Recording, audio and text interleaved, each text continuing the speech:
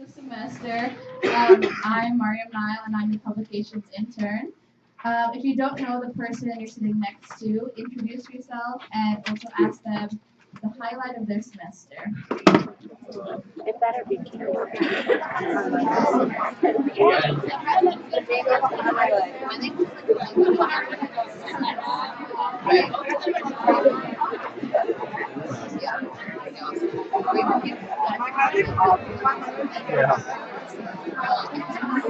These lectures are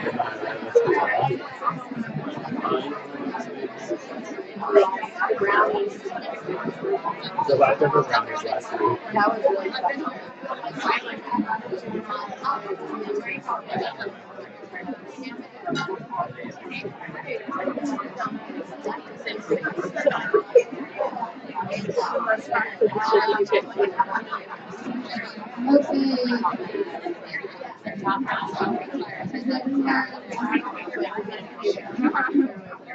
Okay, thank you. I hope you made a new friend today.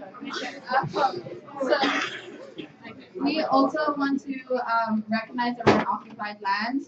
This is Haudenosaunee land. And today is our last brown bag of the semester. So you'll find brown bag surveys on your seat. And please fill them out. They really help us with like funding and making sure that these kind of things happen. So we really need that and just make our programming better. So if you come to these brown bags a lot, or even if you come once, we really appreciate that. There's also an online link that you can fill out, but it might be easier just to fill out the survey that's you have on your seat and give it to us at the end of the brown bag. You can put it on the food table back there. Tomorrow at 4 p.m. in the center, Gina Robinson, graduated in 2012, will be leading a racial justice training. So you can come and learn to be a racial justice co-conspirator. It's only an hour long, so it'll be a nice study break. So also, if you need to leave during the presentation, please just do so quietly. And also, please clean up. There's trash and compost near the food table as well. And also, if you can stay towards the end and help us put the chairs back, that'd be really appreciated.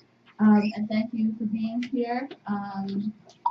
So for today's speaker, she is brought to us by the Organization of Asian Sisters in Solidarity, OASIS. Helen Zia is a Chinese-American journalist and activist.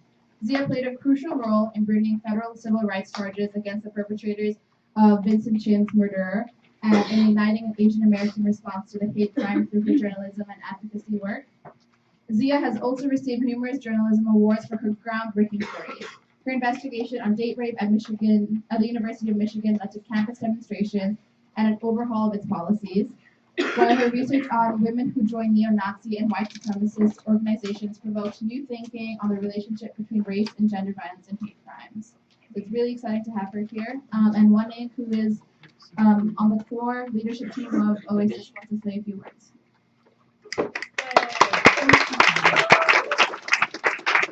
Hi everyone, my name is Wan. I am the president of OASIS this semester. So OASIS stands for the Organization of Asian Sisters in Solidarity. We are a group on campus that tries to provide a safe space and support system for Asian Americans and Asian students to talk about how their experiences at Colgate and outside Colgate has been shaped by their Asian identity and female identity.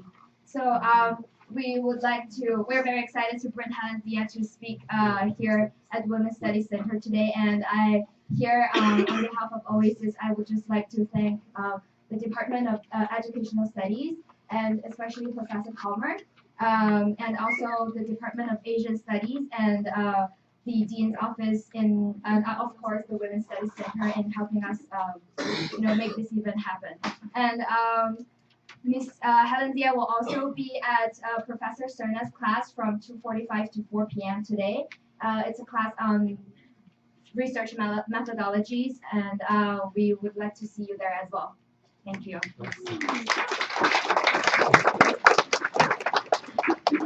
Thank you, Mariam and Wane. And I'm just putting all this stuff over here. Well, and this is amazing. And anyway, hello, Colgate. Hello. Hey, that was pretty good. I know you can do better than that. Hey, good afternoon, Colgate. All right, that's good because had a great lunch here, and we don't want it to settle down too much. I want to thank all of the departments, and professors, and OASIS, and the different clubs in the center for inviting me here today. And I hope you'll bear with me because I'm on California time too. Yeah. So it was early morning for me when I headed over here. So when OASIS contacted me about coming here to be part of your brown bag sessions, they said keep it really informal, and they gave me some questions that I'm going to read to you. But I can also see that this is an amazing group here. I can't tell you just how beautiful and diverse, and it's just so great. And coming from California, when I come east, I don't often expect to see variety, and so I'm just going to read you these questions. But I can see also, I'll be talking about a lot of different things, I think, and I want to save plenty of time for just an open dialogue Q&A with all of you. So please be thinking about whatever. I think there's probably a lot of different academic interests in here too. So, and it sounds like you had a great last semester, because there was really a lot of talking about what the best thing that happened to you was last semester. So here, with regard to your brown bag talk, we would love to hear about your background, what sparked you to join the activism and journalism world. We are interested in learning about your activist work on the racially charged murder of Vincent Chin in light of the recent increase of racially motivated hate crimes in the U.S.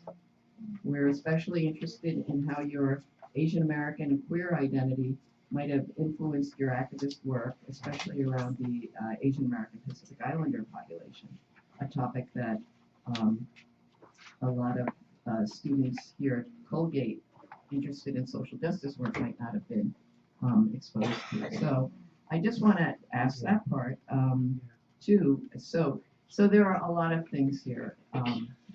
My activism, I guess I should say, we all have our lenses, our filters that come from that are informed by our experiences in life. And I, as a Asian American, Chinese American, daughter of immigrants, feminist, activist, human rights activist, queer, person of color, crossed into a lot of different areas. And so my activism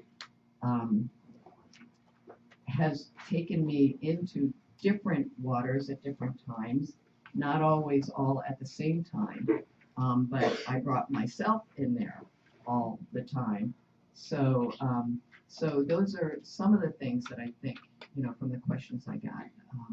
So I just want to say a few words. Some of you know, for example, how many of you know what the Vincent Chin case was? A handful of you, okay. So most of you don't know, and this is a hate crime that happened before most of you were born, okay? Ancient history, 1982. 1982, all right? It's actually 34 years ago. And so I know that feels like ancient history, but if I can put you back in time a little bit, that was another time of crisis. So you'll all remember 9/11, and that was probably the defining moment of your early consciousness, right?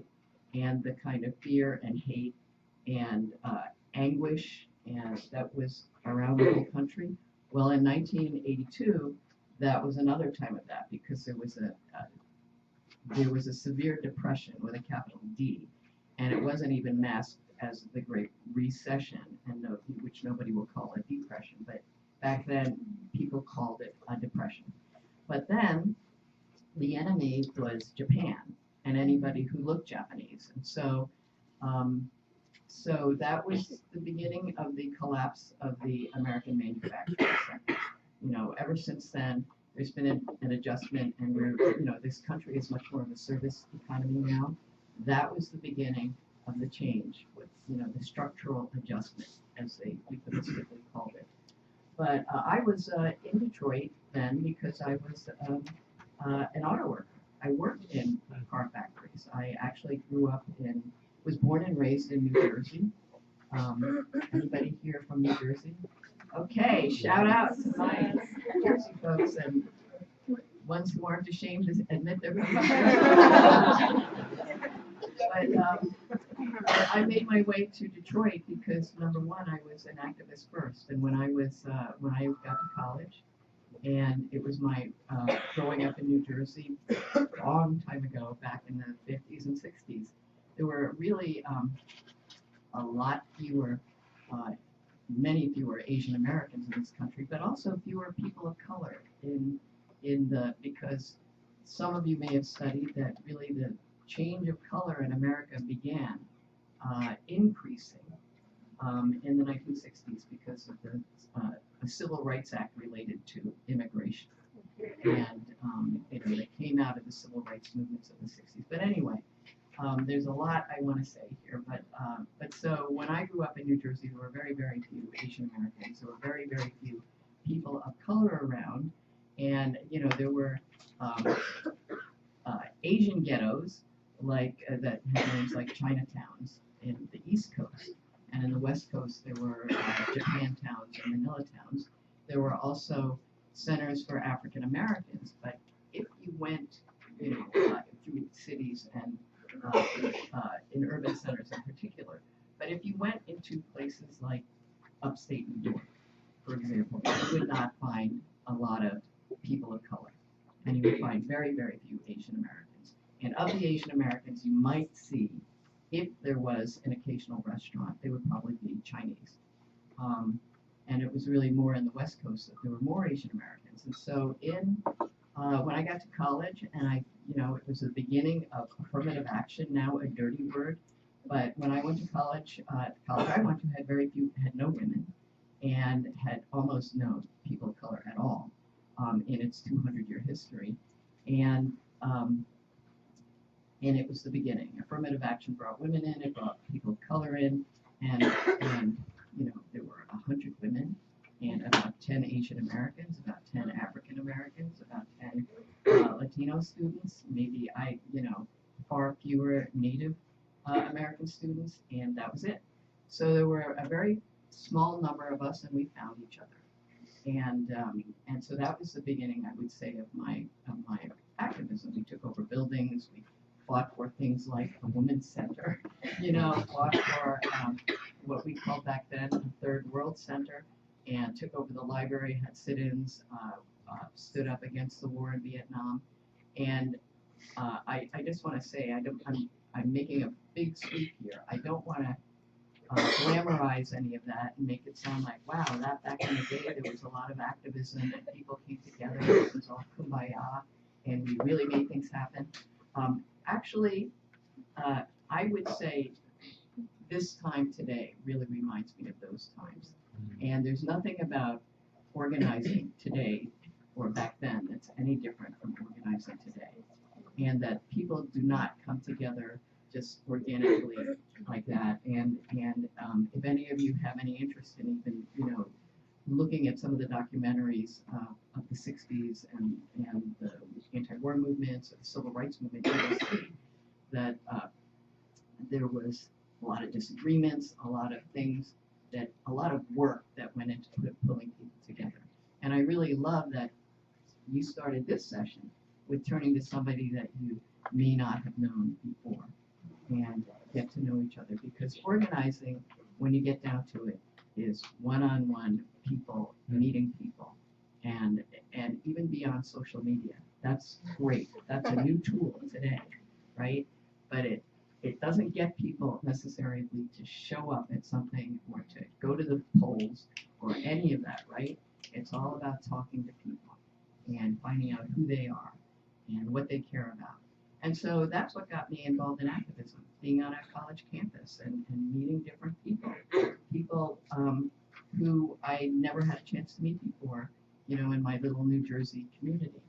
And I found my way after college to, I had a slight digression. I actually had no idea, being the daughter of immigrants from a family. I went to college on full scholarship. I had no idea what I was going to do after college. That was my whole goal in life, to get to college. And so then after college, what?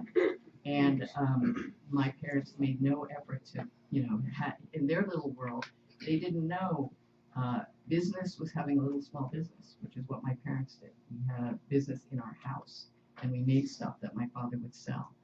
And when I say we, my mother, us kids, and my father, we made stuff and sold it. It was not the kind of business you would think of, an underground immigrant business. And that's what I thought business was. If you said investment banking to me back then, I would have had no idea what that was as a career, and even today I'm not really sure. So there was business, doctor, lawyer, teacher. And as a young Asian American girl, feeling like I had no voice when I was a kid, I was very shy, I have to say. Standing in front of you today would have been unthinkable back then. I mean, it would have just made me so stressed out. And so that took away teacher and lawyer. So then there was only doctor left. And as a student, I had majored in public and international affairs. All of my interests were in history, politics, sociology, in the social sciences. But I took the minimum number of pre-med classes. And my slight digression in life was that I actually got admitted to medical school. And my parents, who had never pushed me in any direction, as soon as my immigrant parents heard that, oh, medical school, our daughter, the doctor, she'll take care of us when we're old. And that was how I went to medical school. Also, I will say, on scholarship loans and work. And as soon as I got there, I realized what a terrible mistake I had made. That I was really, and it wasn't just the medical education, it was a medical institution. Because a lot of professional school is really to indoctrinate you in the profession. And also there were very, very few people of color, very, very few women at that time. And I knew it was the wrong place for me, that I should have been out organizing or doing something with my public and international affairs. But having my parents say, our daughter, the doctor, you'll take care of us when we're old, knowing that they had no health care plans, no pensions, no nothing like that. It took me 2 days to realize that I had made a mistake. It took me 2 years to actually get the courage to tell my parents, I'm not going back. And then it probably took another 2 years before my father would speak to me again. But, and it upset them, but I just want to tell you, if you want to go to medical school because you really like medicine and the idea, that's great. But I know, especially for many students who are from immigrant backgrounds, parents really put there's a lot of expectation and a lot of hope in you, or if you're the first generation to go to college. And I talk to so many students who are triple majoring, in biochemistry, neuroscience, and drama. And they really want to go into drama or journalism, but because they have so much pressure. So I tell you this little digression just to say it was a total digression in my life, and I'm still trying to figure out what I will do with those 2 years of medical education besides helping friends who are going through an illness try to figure that stuff. But my parents got through it. They really did. They came around, and it was partly because after that, I not only quit medical school, but I got a job as a construction worker. I went to school in Boston. I quit school in Boston, and I was living in the south end of Boston. How many of you know where that is? Okay, the south end of Boston. It was a real dump when I lived there. Okay, not anymore. But there was a whole renovation going on in that neighborhood to take the beautiful brownstones and with federal government money. And in those days, construction was completely male and completely white. And so these were very high-paying jobs. And just to give you an example, as a medical school student, I could get $1.35 an hour. That was minimum wage at the time. As soon as I quit medical school and got a job as a laborer on a construction site, I made $10 an hour. So it was a huge amount of money difference, right? And these were jobs that were completely not available to women or any workers of color. So part of my organizing in the community was with collective of African American, that was one collective, and another Asian American collective. And we worked together to try to integrate this industry that was in the community that I lived in. And so I got a job as a construction worker. So you can imagine how thrilled my parents were when I said I'm quitting medical school and I'm getting a job on a construction site. And so that was really, not a great conversation we would have. But like I said, they got over it. And what happened was I was I'm going to try to speed up a little here, but just as, I guess, background about my activism. I ended up in Detroit, Michigan, from Boston. And while I was in Boston, there was a huge women's movement that was going on at the time. It was, at that point, a socialist feminist movement. And we would have meetings in Boston where we would just put the word out, and 300 women would show up. I mean, it would be huge.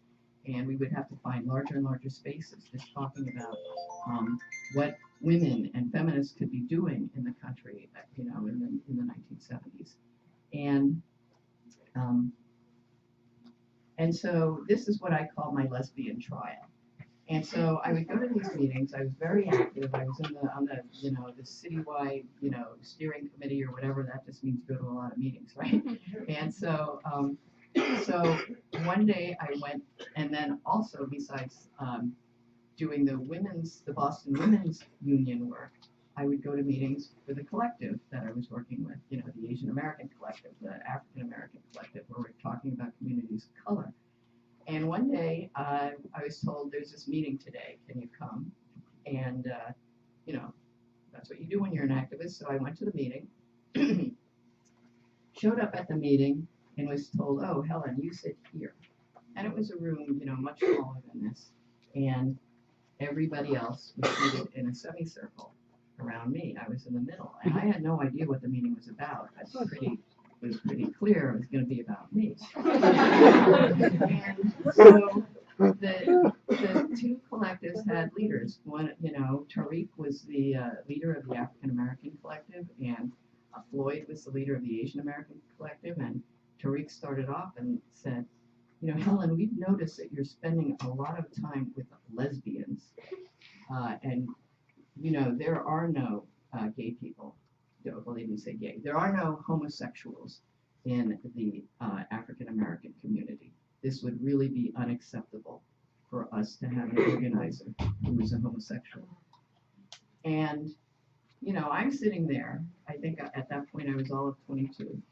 And I'm sitting there thinking, well, the 300 women who come to these meetings, they're not all lesbians. Why are you thinking they're, but that's also the lesbophobia, right? Thinking that if you're a feminist, you must be a lesbian. So they said, we see you're with a lot of lesbians. And so I looked over to my Asian American collective leader, Floyd, and he's there nodding his head. And he says, yeah, homosexuality is a petty bourgeois white thing that really it's a sign of decadence, cultural decadence, and we would not accept this at all. This is all very Marxist lingo of the time, right? And so I just couldn't believe it. Now here, so they said, as they all sat around me, maybe 20 or 30 people sitting and looking at me and saying, so Helen, tell us, are you a lesbian? Because if you are, we will totally disconnect ourselves from you. In other words, if it had been a religion, I would have been excommunicated. Now, so at the time, probably out of the, there was a small number of out lesbians in the 300 women who would show up at the meeting. And Helen, are you a lesbian? Well, at the time, I didn't have a girlfriend. I didn't have a toaster oven. I didn't have a membership card, anything like that. And so I actually had, and you have to know, back in the 70s, there were no, coming out groups. There were no questioning groups. There were no anything like that. So, so they asked me, so are you a lesbian? And I didn't know what to answer. But I knew that if I said I was, that I would be, immediately kicked out of the two communities that I lived among. So I just said, no, I'm not. And then it was like, okay, business as usual. What's next on the agenda? That's great. But for me, it was like stepping into the closet and slamming the door shut on myself. I hadn't come out as a lesbian. I hadn't come out as lesbian to myself. I was questioning, but here it was, and that's the power of words, to myself. So, long story short, that's how I ended up in Detroit. Because after my lesbian trial, everything just sort of went on as usual with the organizing. But I had 300 friends, of other women organizers. And the ones who were lesbians, I couldn't even, how could I look at them in the face? And, I had basically let my own internalized homophobia take over and, didn't have the words to say, well, what if I am? So what? Really, you need to examine what you're saying here. But that wasn't the time. And so when I say let's not glamorize the 60s or the 70s, there was racism, there was sexism, there was homophobia, and there was more time. I would give a lot more examples of each. But that's what sent me to Detroit. And some of my friends said, you know what, if you really want to know about organizing in America, go to the heartland of America. You can really learn a lot more and do some labor organizing. So I moved to Detroit. That was, by then my parents had just totally given up on it. It's like, yeah, I'm leaving my construction job and now I'm moving to Detroit. And within a couple weeks of getting there, those were the days where before the collapse of the auto industry, I got a job within a couple of weeks, and it paid even more than the construction job and had health care and all this stuff, which as a young person I didn't really, pay too much attention to.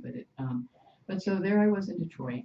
And I got there 2 years before the auto industry collapsed. So I worked in a stamping plant, which pounds out all the metal parts of your cars for 2 years.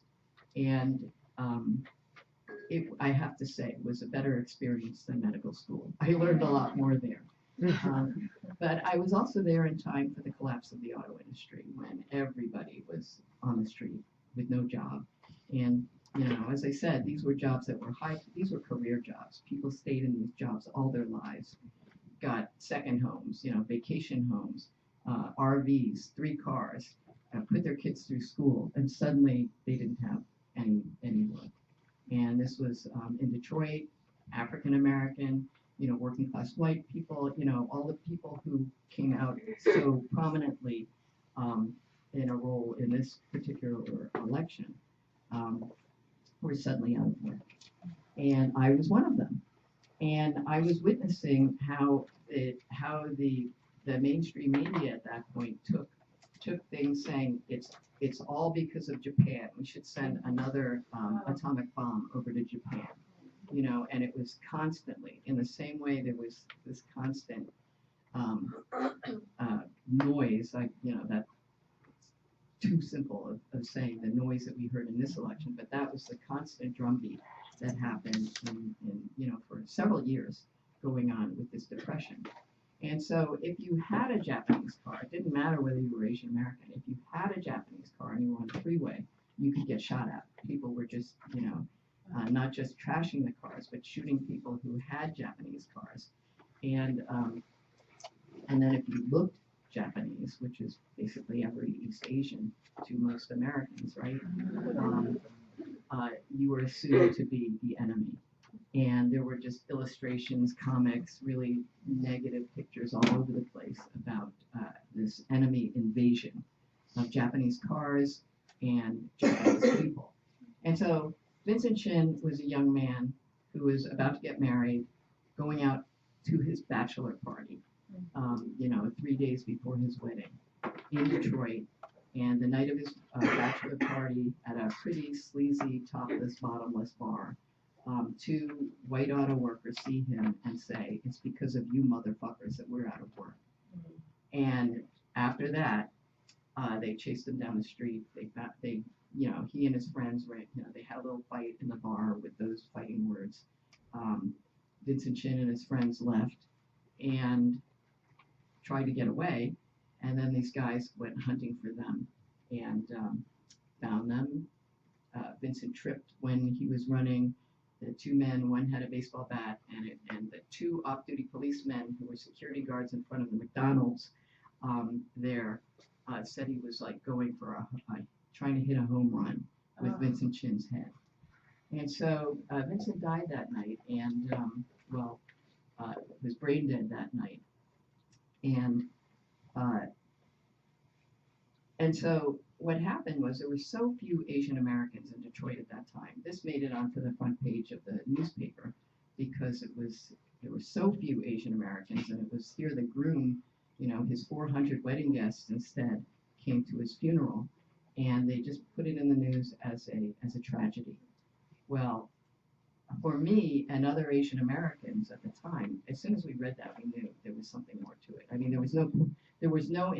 word hate crimes didn't even exist yet. So hate crimes laws didn't exist in the 1980s yet. The Vincent Chin case actually became a part of developing hate crimes legislation nationally. But so that wasn't a question, but just reading that as a budding journalist trying to figure out what I do now that I got laid off permanently from my high-paying job in the auto industry. I had just become a young journalist, and I knew there was something more to this, and I clipped out that newspaper. And sure enough, as it wended its way through the criminal courts, 9 months later, a little news blurb pops up and says the killers of Vincent Chin get probation and a $3,000 fine for chasing down and deliberately killing an Asian American. So we just had terrible news this morning about, the police officer in South Carolina who shot an African American motorist in the back 8 times in a mistrial because somebody says, so we know from that Vincent Chin is not the only miscarriage of justice that happened. But this became sort of news because of all the anti-Japanese stuff that was going on and the fact that it was a city like Detroit where 60 to 70% of the population back then was African American. The judge lets these 2 white men off completely, except for the $3,000 in court fees that they had to pay, without spending a day in jail. And the judge says, well, these are not the kind of men you send to jail. So there was compounding of injustice after injustice. There was never a question of, nobody asked, well, did race come to play? And so out of that came a civil rights movement with Detroit as the epicenter and Asian Americans coming together. Now, the words Asian American weren't even really known at that point in the sort of the common, community world, except among student activists.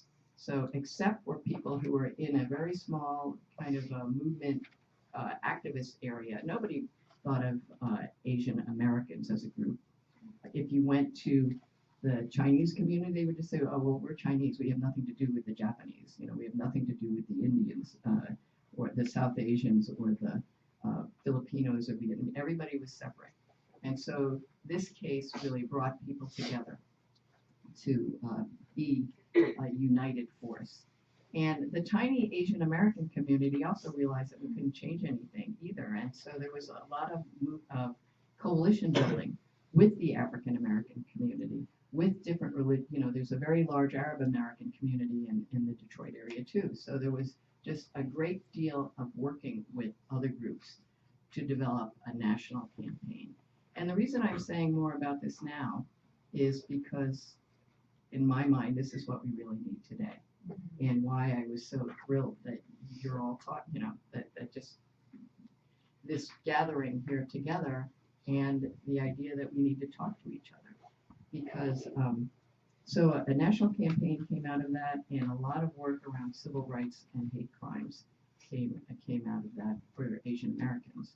And back in the 1980s, there wasn't a single organization in the entire United States that actually dealt with uh, uh, anti-Asian racist crimes. Communities did not talk about racism or race and Asian Americans. It started a whole dialogue there, brought together lots of different communities, and working together developed hate crimes prevention legislation around the country.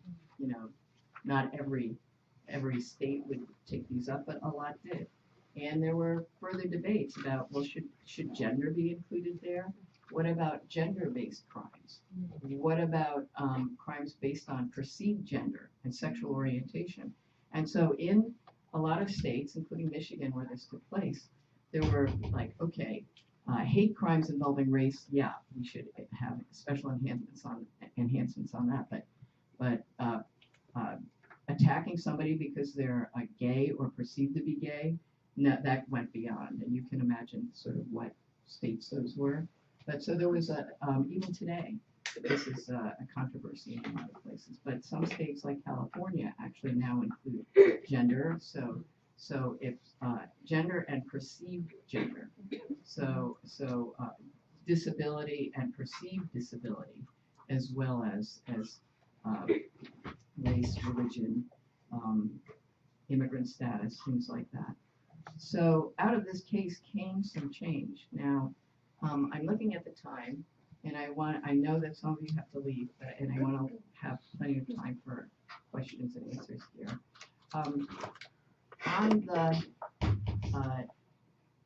On my lesbian trial, of course, eventually I did come out. And I went through a number of years where I stayed in the closet in my head, where I just really couldn't deal with this at all, you know. And for people of my generation, that's really not so unique. I mean, it's not an unusual thing. But eventually I did come out. And then came the question of how do I come out to a community that actually had this trial of me, right? By then, the Vincent Chin case had finished through the courts. It was a defining moment in the Asian American community nationwide, and I was one of the spokespersons for it. So I knew, in Michigan, I knew the whole Asian American community. They, I'm sure, assumed I was straight. I didn't have a boyfriend, I didn't have a girlfriend, I just, you know, had my life, which, you know, we didn't talk about anything that personal, except often they tried to set me up with their, you know, with their sons or their single male friends. But so the question came up, how would I come out to a community that had threatened to ostracize me at one point? And so I guess, I don't know how many years it took for me, you know, maybe 5, I don't know, after I'd come out, to actually feel like, as an activist, as somebody who stands up for human rights, how could I keep a part of me closed off and secret if I really want to stand up for the rights of all people, and include myself in there too, you know, because what an activist is standing up for the full humanity of other people, and a human rights activist is about the humanity of people. And I understood that I had a conflict within myself, that I was not actually allowing my whole person to be in a room, to be at work, to just, you know, be in my family.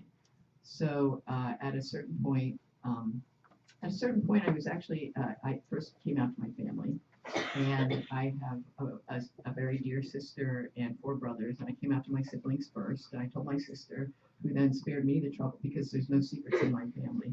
She told my mother right away, and my mother just said, "Oh, I know," and I don't know that my mother really knew, but I'm sure she. And then my mother, who's an immigrant from China, who's English, I don't know that she had ever said the word lesbian before, but she said to my sister, "Oh yes, I think I know that there were lesbians in China when I was a girl." And so it created a good opportunity to have this conversation, you know, with my mom. And when they met, you know, now my wife, it was like, well, welcome to the family. And frankly, I think if anything happened between us, that now 25 years, I don't think, but if we ever separated, they would take her over me. But so then there was the large, having come out to my family, then there was the question of how do I come out to the community? And I actually was invited to speak to a convention of journalists, Asian American Journalists Association, big and professional organization. And I was going to talk for 10 minutes about media stereotypes in Asian Americans.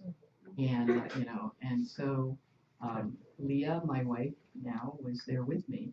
And I had worked all night trying to think, how can I cram this, and I'm a lesbian, in my 10-minute thing about stereotypes. So that didn't work. And then Leah had this great idea. She said, why don't you have the introducer put it in your bio? And I was like, oh, yeah, that was brilliant. So I got a Post-it, and I wrote, Helen is a lesbian. And that morning, I went to the introducer, who I didn't know well. I did know her, but and I handed it to her, and I said, could you add this to your introduction? And she said, oh, yeah, okay. And I didn't realize that she probably had never said the word lesbian in her life before. But so she was there, and by the way, this was being taped by C-SPAN as well. And so she's like, Helen Zia is a feminist, she's an activist, she's a journalist, and she's a lesbian. And then she did this to the mic and said, did you hear that? She's a lesbian. So you can imagine she's here, and the other speakers are here, and I'm sitting in my chair behind me, and thinking, well, okay, that was the point. I wanted to get it out. Now, if they missed it the first time. So that was my coming out to the community. And I have to say, the dread that I felt and the fear that I would be ostracized or people would stop talking to me, or whatever my fear was far, it never came to pass. It didn't happen. And, the fear was greater than anything else.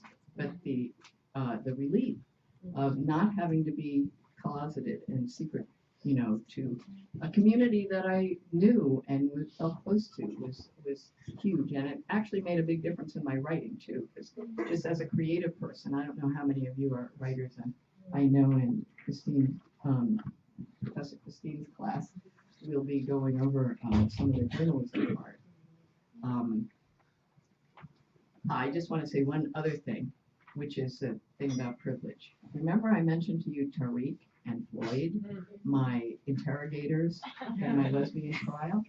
Well, so that lesbian trial story, I've actually told a few times, and once I was at a school in San Francisco, which is I'm in the Bay Area, and I was at a school, and I told this story, and after the class, an African-American man comes up to me and says, Helen, I'm Tariq. And it's like, oh, hey, Tariq, I haven't seen you in a long time. And Tariq and I had a little exchange by email where Tariq basically said he could not have possibly said such a thing because his baby daughter has come out as a lesbian and he would never say anything to hurt her, so he can't imagine that he would have ever said that. And I could only write to him and say, well, Tariq, maybe your memory is different from mine that I remember. Because that day was big in my life. And anyway, so we kind of left it at that. And then periodically I would run into Floyd, and it's kind of interesting that we all from Boston had ended up in the Bay Area. But so I would run into Floyd, and actually Floyd is the husband of the former mayor of Oakland, the first Asian American mayor there. But so I'd run into Floyd. Hey, Floyd, how are you? And one day I thought, well, I mentioned Floyd's name, or at least I tell a story about him. I think so I sort of got the courage up to ask him, say, Floyd, do you remember that incident where, my lesbian trial? And Floyd just went, no, I don't remember that at all. And I just looked at him and said, but I don't doubt that it happened. We were very homophobic then. And I had to say, yeah, very, very homophobic. And so here's my takeaway from that too, and this is the part about privilege, and this is heterosexual privilege, because to Floyd and to Tariq, I think it was, to them, it was just a meeting, you know, I mean, I was one point on the agenda. Then there was the next agenda and they moved on. Yeah. You know, but, and he said, no, I don't remember it then, like he was knocking a fly off his shoulder. You know, it was like, oh, yeah, well, maybe I did knock a fly off my shoulder, you know, but, you know, at least he acknowledged that it might have happened, where Tariq could not. But so that was the thing of just recognizing something that was so meaningful and changed the course of my life over a period of time, was so nothing to them. It was so invisible. And that's the thing about privilege, which we hear at, you know, on this college campus in North America, the fact that we're in North America at all, is we have so much privilege that we don't even see and we don't even know.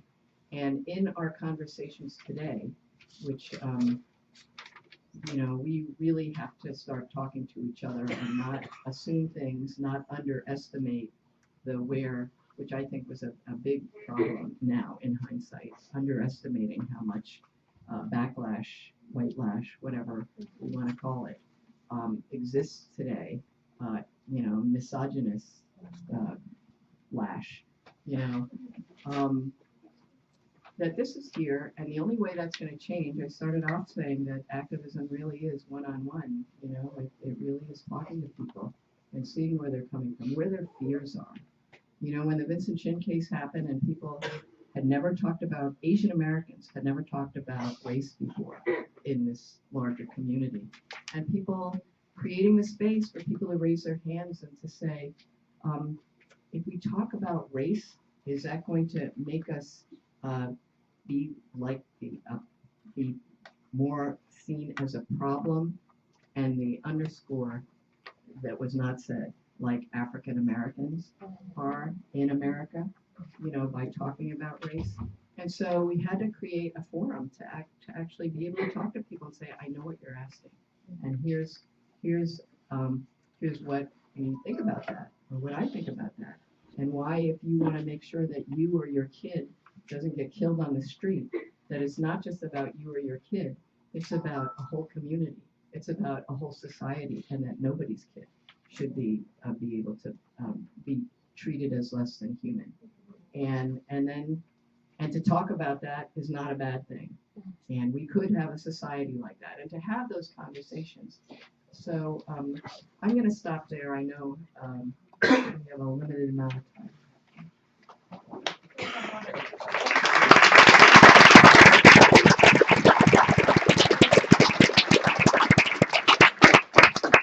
So I really want to hear from you on what concerns you have today.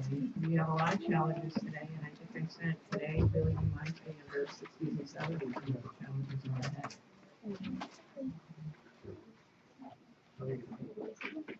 Sure. I wonder when you're writing a memoir where I get a copy.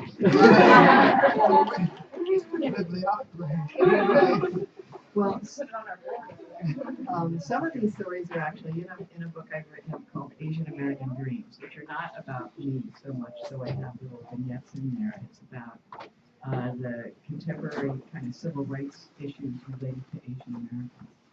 One day I'll get to a memoir. Thank you. I think in some of the class, Professor Palmer, you use parts of Asian American Dreams in your class. Who's got it?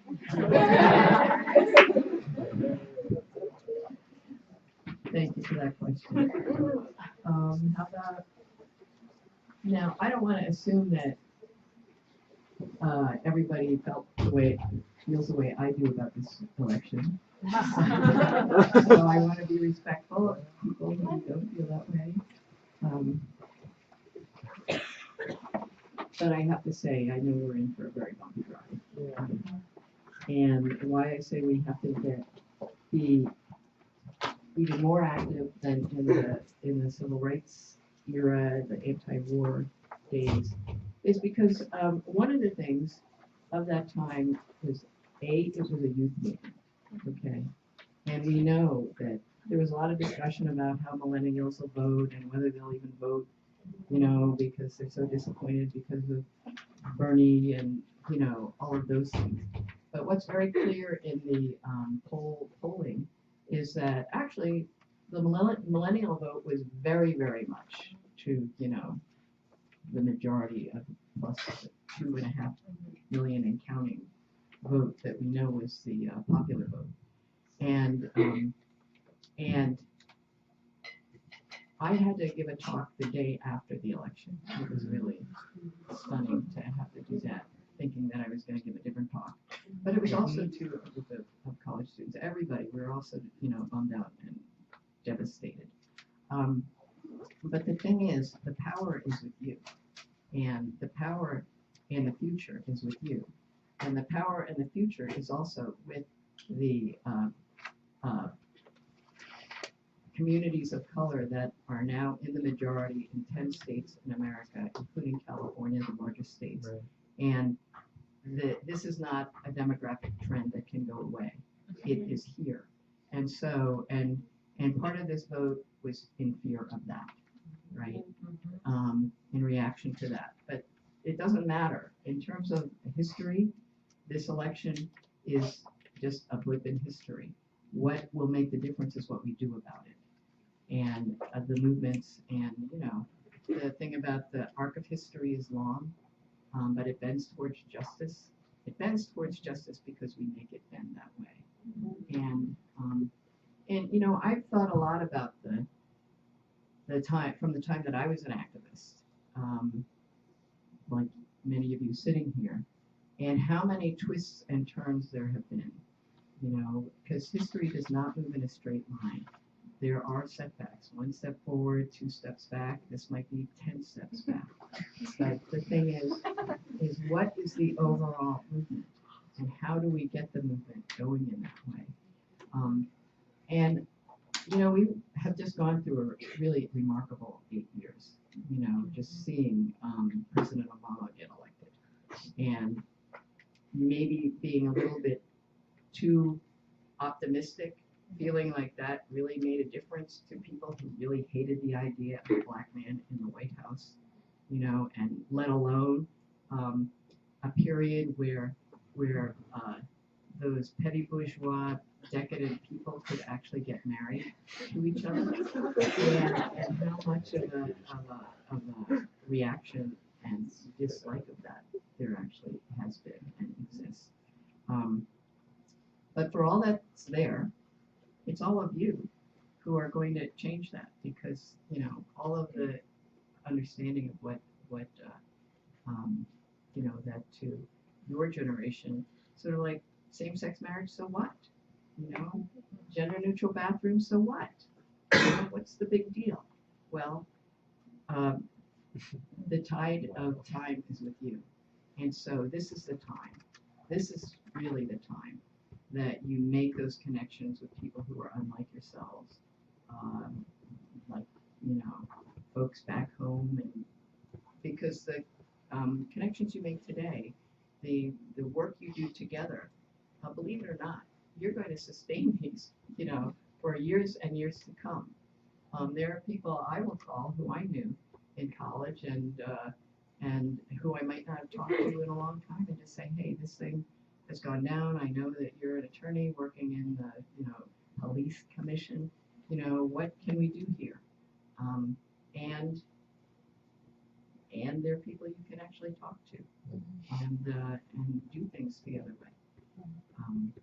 I have a very good friend from college who, when I was an activist, one day told me, she said, Helen, you care about these things. I don't. Don't keep telling me about the events that you want me to come to. That's great that you care, but stop bugging me. And I was like, okay, but we stayed friends. And then about 15 years later, she had a son of her own.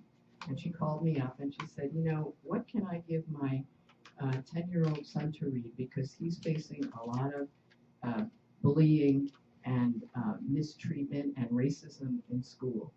And I really want to give him something that will help his self-esteem. Are there books? Are there films? And So that's just to say that even the people you talk to today who may not care as much about the issues that are motivating you to make change, don't write them off either. That's all about what activism is. It's staying in touch, being with people, knowing what they care about. Okay.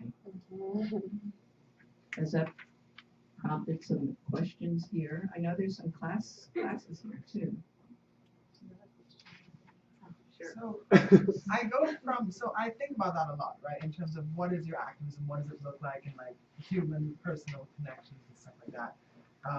And I think on our tiny little campus, and then also like on my tiny little island that I'm from, those personal connections and like those calling the attorney that you once knew and all those things like that. There's such a fine line between like using those, like the nepotism there that comes in. I don't like, there's networking and then there's nepotism, and they're so really like just like this far apart. So I don't know, can you say anything to that? Or I don't know, because I struggle with that in my head when I think about it. Well, I think there's a difference between to me, the difference between networking and nepotism is toward what end you are using that contact. Using is even, but we're humans, we are social animals. So the fact that you know somebody is not a bad thing. Is it to enrich yourself and solely yourself, the way some people get to be bazillionaires and put their names on buildings?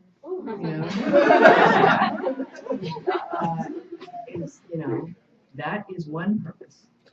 To do it, to reach out to somebody else in order to make a change that will really benefit people's lives and to have people maybe not get killed on the street or not get mistreated. That's not nepotism.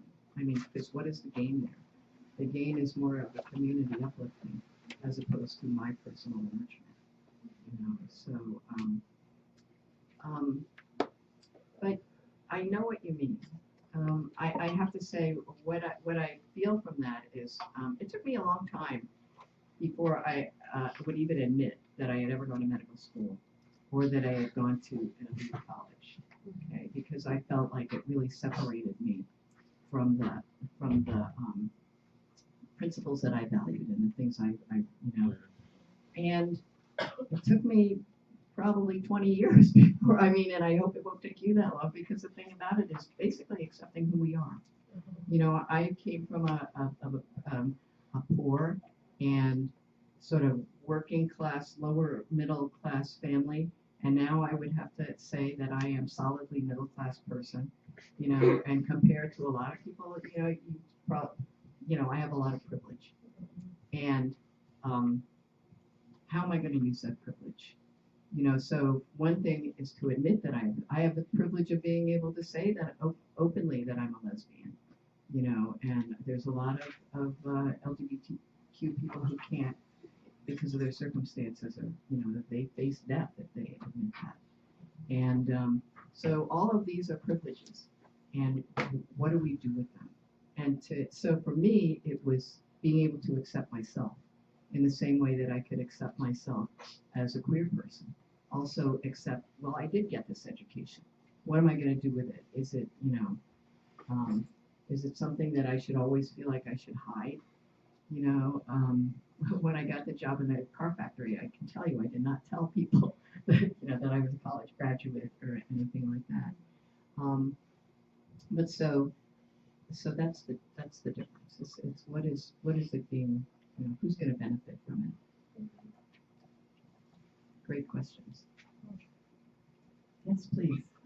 So it seems like there's so many sort of really critical and important nuances that you might have gained from like actually being in the role of like an auto worker and just being sort of in those contexts. And I guess I'm wondering if you've struggled at all through your activism, sort of talking with people who maybe don't really have those nuances or don't have that kind of critical understanding of what people experience, but still really want to help and want to care, but don't maybe like take themselves out of their own comfort to try and gain that deeper understanding. Well, sure. The question is, what about the nuances of these things that I've been talking about? I would probably say that most of the different Asian American communities today have a lot of homophobia. You know, I think it's grown, it's changed. But when same-sex marriage first came to be a topic of organizing, and the first lawsuits, the first national, lawsuits were in Hawaii. And Leah and I actually went to Hawaii because that's her hometown, is in Hawaii. And we went there. We're part of the organizing there, and the kind of nastiness that came out of people was just, I mean, they would say, "Yay, ooh," I mean, just like a visceral homophobic reaction. And happy to say that was 1996 that became a vote. So 10 years later, it took 10 years, and Hawaii was one of the later states to change, to accept it in the state. But and then in 2008, when in California there was a ballot initiative to completely turn back any same-sex marriages. And again, this time, being in the Bay Area, there was actually a large API, Asian Pacific Islander LGBTQ community, and we started organizing, and we actually produced flyers in several different Asian languages. And so we would get the group together, and we would practice saying, "Vote no on Prop 8," in Cantonese and Mandarin and stuff. And then we went to my hometown is right now. I live in Oakland, California. There's a terrible tragedy going on there right now, but I would go in my own town and do block, in China, around Chinatown, handing these out, and in San Francisco, Chinatown, to hand these flyers out in Chinese, and the hate that would actually spew out of people, like, go to hell, or you're whatever, we stood on some busy streets, and so the multiracial California, people of all different races telling us how damned and disgusting we were, and was there, and it was the Korean churches, the Korean American churches, and the Chinese American churches that were very actively having demonstrations against same-sex marriage. And so the thing we decided was we had to be more visible in those communities, and to meet them on their terms, to find any churches that would allow a couple people to go there and just to talk. So we started doing that. And actually, I just went to a meeting a couple weeks ago about doing the same thing around hate crimes, because to one of the questions that came from the OASIS group, the rise in hate crimes, well, hate crimes goes across, it's just the dehumanizing one group of people is really part of a whole worldview of dehumanizing lots of other people. Yeah. It's all about power and maintaining systems of power. And so I do think we talked about going to different community groups wherever we could, including church groups, to talk about hate crimes, what to do if you encounter them, but then to talk about, the issue of hate crimes, and all of the supremacist, constructs that are around there. So misogyny, homophobia, Islamophobia, just all of the issues that need to come out through the vehicle of educating around hate crimes. Sadly, hate crimes happen across the board, and from an organizing perspective, it's a way to talk to people, to bring people together, and with different communities. So that's something that has relevance here in New York State, in California, and everywhere. So one last question. Well, maybe two. Okay. In your experience, have you noticed that, like, South Asian Americans that come to these meetings that are like Asian American organizing meetings, or do you feel like there's kind of a disconnect between like East Asian Americans and like South Asian Americans? I know sometimes I feel like excluded from the narrative, I guess, because I think even like filling out forms, I know that when I fill out Asian American, people aren't gonna think of like my identity. I think and that's like how it feels like. So have you noticed like what is your experience been with that? Yeah, well, historically, it's true. Asian American was first thought to be East Asian, and then it's been a period of time where Pacific Islander, South Asian, and in some areas there's also the question of West Asian, which is also known as the Middle East. In some organizations where there isn't a critical mass of Middle Eastern ancestry people, they're included in an Asian American umbrella. But yeah, when I did my book Asian American Dreams, I had a chapter in there about the South Asian community, and I talked to some of my East Asian cohorts who would say, "Oh, but they're not Asian." I'm like, "Have you looked at a map?" Like, so culturally. You know, the thing about it is it's not as though Chinese and Japanese, for example, there are historic differences and rivalries and geopolitical things that are going on right now. So none of these constructs are sort of natural. If you went to Asia, nobody would say, "I'm Asian." Right. They would just say they're their village, actually. And so so yes, I think that exists. The distinction, the lack of awareness, say, on the part of East Asians or South Asians, and maybe also, the reverse too, where it doesn't feel like it's a natural cultural gathering. But that's not why the gathering exists, and it's also part of the getting to know each other and to work together. I think on a national level, there really is a recognition that, AAPI, Asian American Pacific Islander, exists for political, purposes, and the 20 million AAPIs in the U.S. are much stronger together than not. But I would say to any East Asians who are, in a gathering, if they're in the majority and overall in the demographics of Asian Americans, then they're the, East Asians have the privilege within the Asian American construct. And so I think with the privilege comes the responsibility of reaching out more and making sure that people don't feel that they're being marginalized somehow, So yeah, that does exist. And you have to do something about it. You had a question too. Yeah. So I'm a senior, and I've been thinking a lot about how I can find activist communities and continue activism after college when I have a job and like a career, like eventually might want to start a family one day. So do you have any suggestions for that?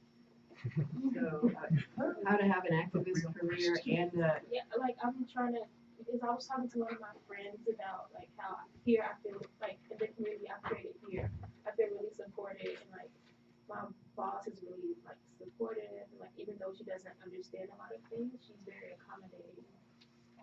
And I'm trying to figure out how I can like construct that outside of Colgate once I'm going.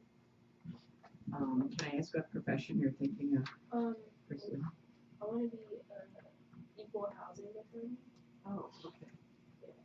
So, so how do you combine a career with activism?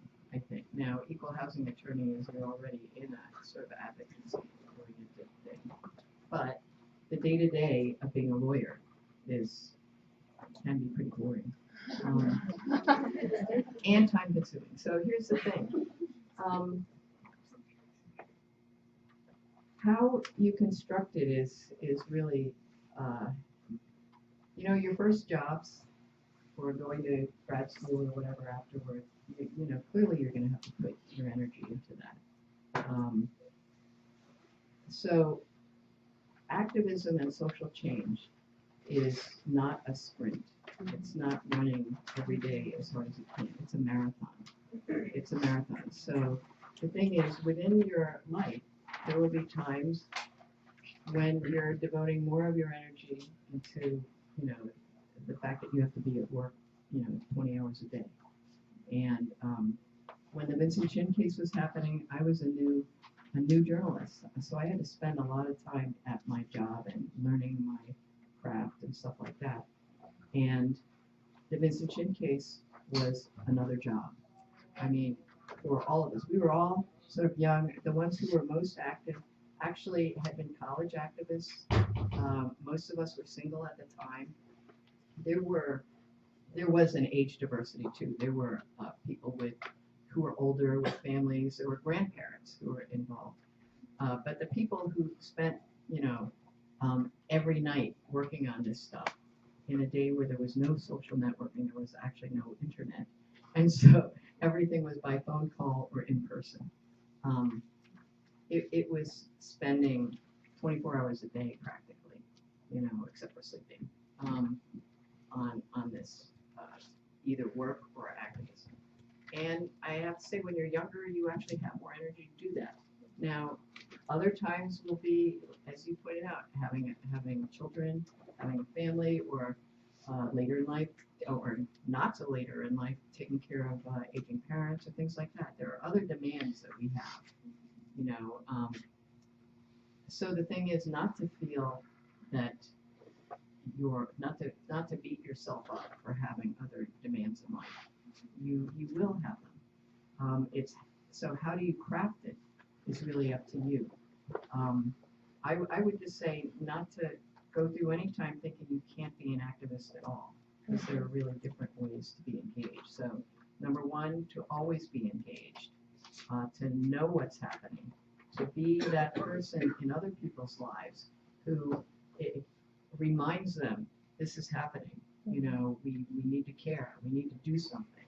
And doing something might be, within your friend circle to, organize a get out the vote, on a weekend or something with the whole family. So that's the thing though. Just to remember, it's a long term thing. There's no point in burning yourself out and then feeling bad about yourself. So it's all about choices that we have to make and how we do that. You guys are great.